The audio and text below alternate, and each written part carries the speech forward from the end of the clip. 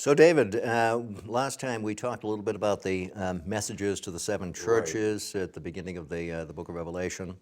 And there was one little element in there that we didn't say too much about, but at the end of each message, there's something about a victor. Yes. What's going on with Yeah. that? My sense is that in a remarkable way, what John does is take the language of conquest and almost invert it, so that the victors are those who bear faithful testimony, even sometimes at the expense of their own lives.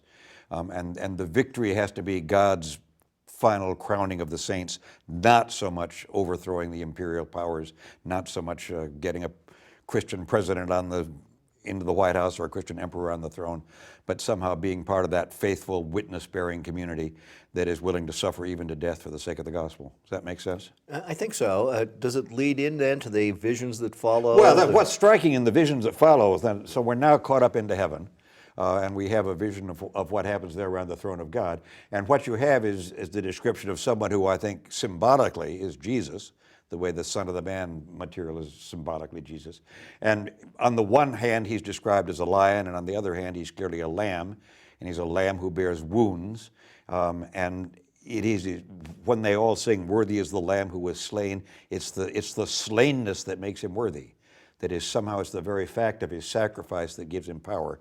So you have a kind of inversion, I think, of the way in which we normally think about power. Power slays and weakness is slain. Here, power is slain. And weakness sits on the throne, kind of primping itself, but without having the ultimate power of the creator or the creation. Tell me a little bit more about the vision of heaven that John sees. Now, this is one of those places, I think, where John draws very heavily on his Old Testament sources, especially on Isaiah and somewhat on Ezekiel, and the idea of a throne into which he's caught up, and more, not so much description of God as of the throne on which God sits, which is, I think, a kind of, if our man's a Jew, it's a kind of reverential and referential way of saying, I'm going to talk about the God of glory without pretending to describe what that God looks like. I'm going to note who he is, and surrounded by creatures who worship and adore him. And I think, in a sense, that what happens is that the heavenly vision helps us understand the earthly vision. That finally it's all creation, and finally it's all praise, and what we see in heaven we're finally to reflect on earth as well. Mm-hmm. And there is the celebration in there of God as creator, isn't There's there? celebration of God as creator and Lamb who is slain, and you have that interesting combination of, in kind of traditional theology, God the creator and God the redeemer all stuck together in kind of one glorious vision. You mentioned that there's a kind of alternation between visions of heaven and stuff that's going on earth. Can you say a little bit more about that? There's I hadn't thought of this until this conversation started. Long ago, there's a play called Tiny Alice, what Edward Albee, a truly strange play, but what went on was that there was a little dollhouse, in a way, sitting on one side of the stage, and everything that happened in the dollhouse was reflected on earth. And in a way, I think it's a way of saying that the transcendent shadows what's close to us, and that there's a deeper power behind what we see. And I think that in heaven, we see the consummation of what will come on earth, and we see what's faithful in earth already. And especially when it comes to praise, it's not simply that the angels join in praise, that the creatures join in praise, that the spirits join in praise, but the people at church join in praise, so that when they gather at Laodicea or one of the churches to sing, "Worthy is the Lamb that was slain," all heaven joins with them. Mm-hmm. And this is a notion that we find in some other texts of this period, right? That worship on earth somehow is a participation in worship in heaven. Yes. That people at Qumran. People at Qumran do a great deal of sense that the heavenly categories are also reflected on earth. I think the book of Hebrews has a sense that the heavenly sanctuary, the heavenly temple is somehow replicated on earth. Mm-hmm. Absolutely. And that's part of the... We want to draw distinctions all the time, and I think Revelation is always kind of crossing those boundaries till the end when we have a new heaven and a new earth. And it's all kind of drawn together into one glorious vision. But already we have the visions playing against each other. Mm-hmm.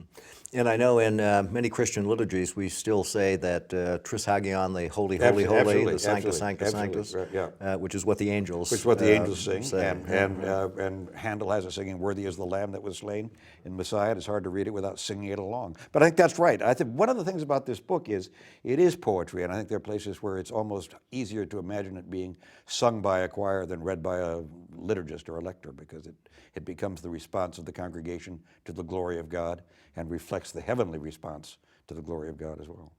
So we have this vision of heaven, and there's a slain lamb. Yeah. That's also a lion. Yeah. Kind of a surreal connection there, enthroned, and an acclamation that this lamb is worthy to open the seals on Yeah. the book. Yeah.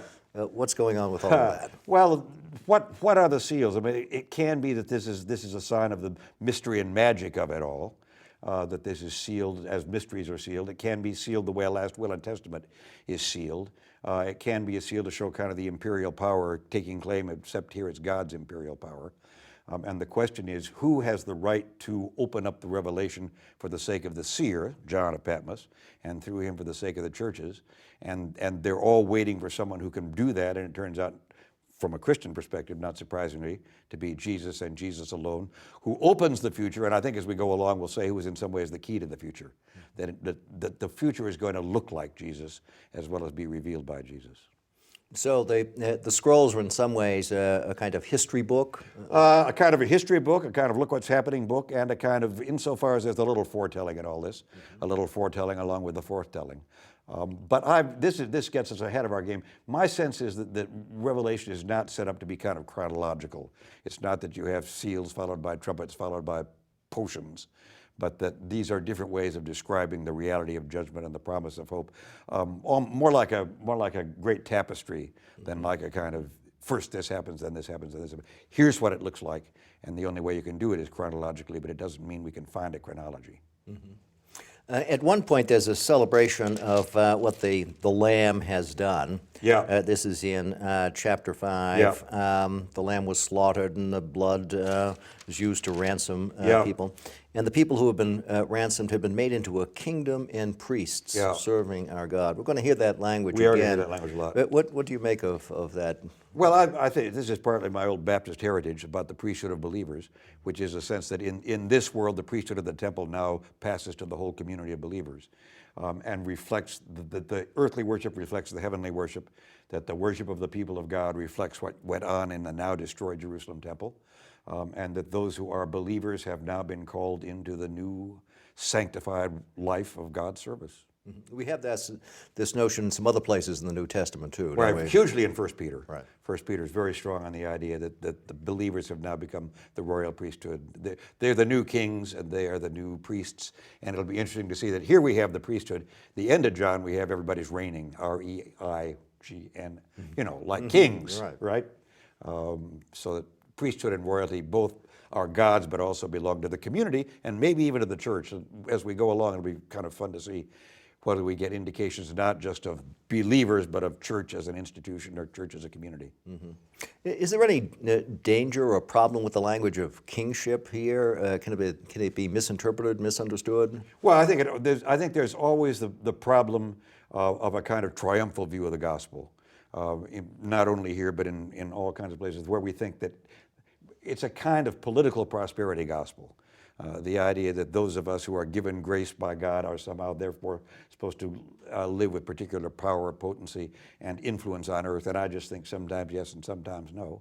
And we're recalled to the fact that the victors here are those who give up their lives, not that they don't actually get to take over Thyatira, but they bear witness in Thyatira even at the sake of martyrdom.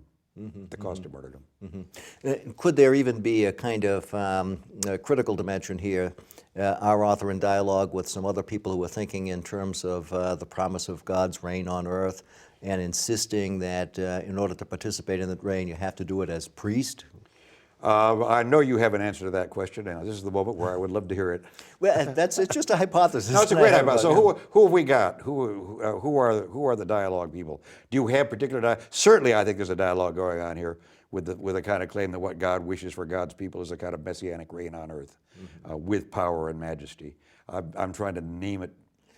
Well, you see this in some of the New Testament texts where there's a connection between Jesus and political reality. Yeah. The scene in John at the Garden of Gethsemane, Peter taking out his sword and lopping Jesus off put away the sword. And the yes. temptations at the beginning of Luke and Matthew, where in some ways Jesus is presented with temptations on how he might reign as opposed to be the lamb, and chooses, however painfully, to be a sacrificial king and not a powerful one. And if we think, too, about the book of Revelation coming after the Jewish revolt Yeah. of 66 to 70, where people had tried to Yeah, how did establish that go for you, right? Yeah, right, exactly. right. Right. So this, here's another alternative. right. Yeah, I think it's very strong. and insisting that God is going to reign in a different way than the zealots Yeah, suggested. yeah. And it's interesting, we've both talked about this, to read books on Revelation from the perspective not of fairly comfortable Americans, but Alan Bosak writing in South Africa and some of the Latin American people writing about the way in which they want to balance their hope for justice with the avoiding the temptation of simply replicating tyranny with a new tyranny of the new people. How do we remain faithful and at the same time just? I think this is an issue that our author this is is an trying issue to that our address. author is dealing with all the It's time. not just us worrying about it. Absolutely. Right. So what would you say is the major takeaway from reading these chapters of the book of Revelation? God is God. God is powerful. God will do justice. Victory doesn't look the way we thought it would look. And God's purposes and God's power are revealed above all in Jesus Christ, who is paradoxically both lion and lamb. And that's a good place to end. Good.